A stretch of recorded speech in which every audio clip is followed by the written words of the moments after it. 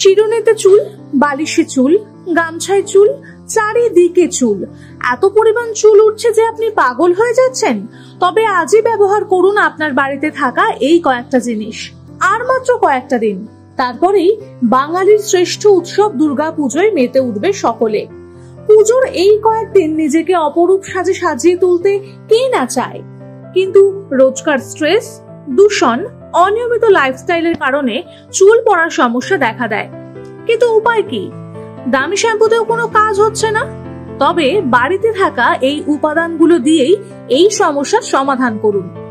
নারকেল তেল। কথাতেই আছে, জলে চুন তাজা, তেলে চুল তাজা। আর চুলকে গোড়া থেকে মজবুত করতে নারকেল তেলের বিকল্প আর কিচ্ছু হয় না। এরপর সোজা চলে যান আপনার বাড়ির ছাদে।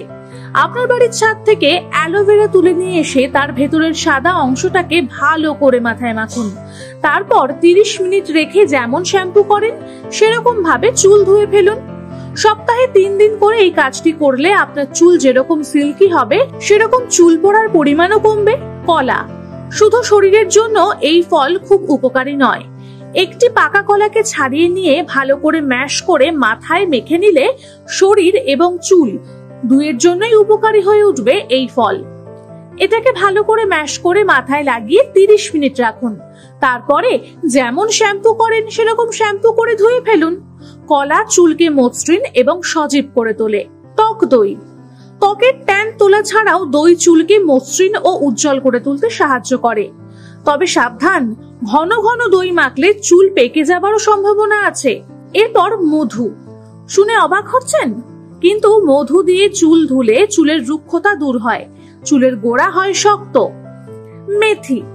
রান্নায় মেথি দিলে রান্নার স্বাদ বাড়ে ঠিকই, কিন্তু চুলকে ঘন ও কালো করে তুলতে মেথির জুড়ি মেলা ভার। মেথি মাখলে চুলের গোড়া শক্ত হয়, চুল পড়ার প্রবণতা কমে। মেহেন্দি। হাতের জন্য নয়, এবার চুলের জন্য ব্যবহার করুন মেহেন্দি। সারা রাত মেহেন্দিকে ভিজিয়ে রেখে সেটাকে টক দই লিকার চায়ের সঙ্গে মাথায় মাখুন। সপ্তাহে অন্তত একদিন এই মাস্ক ব্যবহার করুন। একবার ব্যবহার করার পরেই হাতে নাতেই উপকার পাবেন। পেঁয়াজ।